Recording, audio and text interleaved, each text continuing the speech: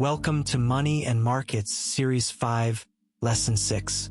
Every contract we have studied so far has been an obligation. A futures contract commits both buyer and seller to follow through. This lesson introduces something different: the right without the obligation.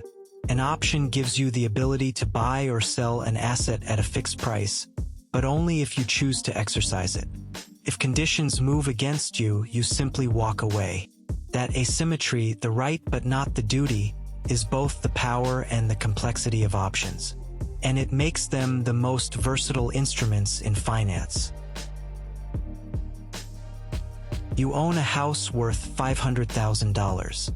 Every year, you pay about $2,000 for homeowner's insurance. Not because you expect your house to burn down, but because if it does, you want to be covered. What you have bought is the right to sell your house to an insurance company for its full value, if disaster strikes. You do not have to exercise that right, but you have it. This is exactly how a financial put option works. Options are contracts that give you the right, but never the obligation, to buy or sell something at a fixed price, on or before a fixed date. The brilliant part is that word, right. You only exercise when it helps you. When it does not, you let it expire. Most financial instruments carry symmetry. If you buy a stock, your gain or loss mirrors its movement. Up 10%, you gain 10. Down 20%, you lose 20. Options are asymmetric. You pay a premium upfront. In exchange, you gain access to unlimited potential upside, while capping your downside at exactly the premium you paid. The worst case is clear before you start. You know your maximum loss the moment you buy the option. That is not how most financial instruments work. It is what makes options uniquely useful for managing risk and expressing precise views about the future. A call option gives you the right to buy an asset at a fixed price. That fixed price is called the strike price. The asset is called the underlying. Imagine Mia buys a call option on a stock currently trading at $100. The strike price is $105. The option expires in 3 months. She pays $4 as the premium. If the stock rises to $130, Mia exercises her call. She buys at $105. The stock is worth $130. Profit: $25. Minus the $4 premium. Net gain: $21. If the stock falls to $80, Mia does not exercise. There is no point buying at $105 what you can buy in the open market for $80. She loses only the $4 premium.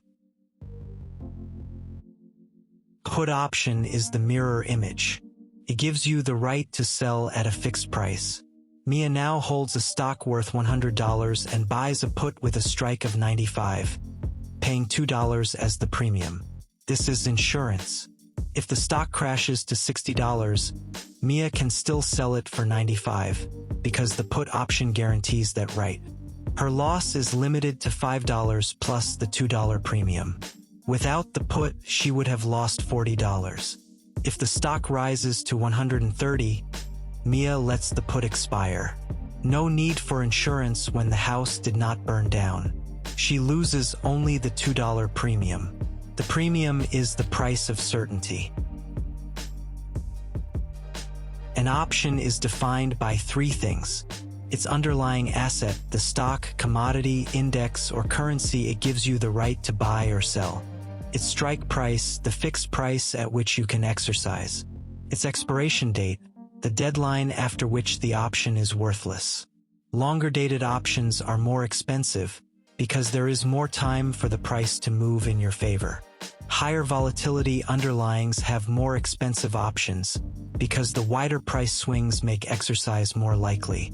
American-style options can be exercised at any point before expiration. European-style options can only be exercised exactly at expiration. Most equity options traded in the United States are American style. An option's relationship to the current market price determines its moneyness. And in the money option would produce a profit if exercised right now. A call with a strike at $90 is in the money when the stock is at 100. You could buy at 90 and immediately sell for 100. An out-of-the-money option would produce a loss if exercised right now. The same call at 90 is out of the money when the stock is at 80. An at-the-money option has its strike at or near the current price. Moneyness matters for cost. In the money, options cost more because they have real value now. Out-of-the-money options are cheaper. They represent a bet that requires a bigger move to pay off. Draw the call payoff at expiration this way. On the horizontal axis, the stock price at expiration. On the vertical axis, profit or loss. To the left of the strike price, say $105, the line is flat at -4. The call expired worthless. You lose the premium. At the strike, the line bends upward. It crosses zero at 109, the strike plus the $4 premium paid. To the right, the line rises $1 for every dollar the stock rises. No ceiling. Gains are unlimited. Flat loss on the left, unlimited gain on the right. This is the defining geometry of a long call. The put payoff is the mirror. To the right of the strike, say $95, the line is flat at -2.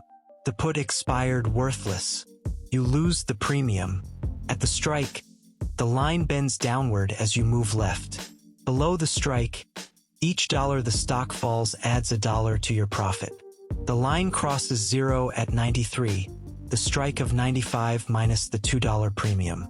Maximum profit is $93 if the stock falls all the way to zero. Maximum loss is $2, the premium paid. Flat loss on the right, growing profit on the left. This is the defining geometry of a long put. Insurance. Every option price has two components. Intrinsic value is what the option is worth if exercised right now. For a call with a strike of 100 on a stock at 112, intrinsic value is $12. Time value is everything else. An option expiring in 3 months is worth more than the same option expiring tomorrow, because there is more time for the price to move in your favor. As time passes, time value erodes. This erosion accelerates as expiration approaches. Traders call this theta decay. At expiration, only intrinsic value remains. Either the option is in the money and has real value, or it expires worthless. This is why simply buying options and holding them is expensive. You are fighting the clock from the moment you buy. An option gives you the right, but not the obligation, to buy or sell at a fixed price before a fixed date. A call is the right to buy. A put is the right to sell. The premium is the price you pay for that right.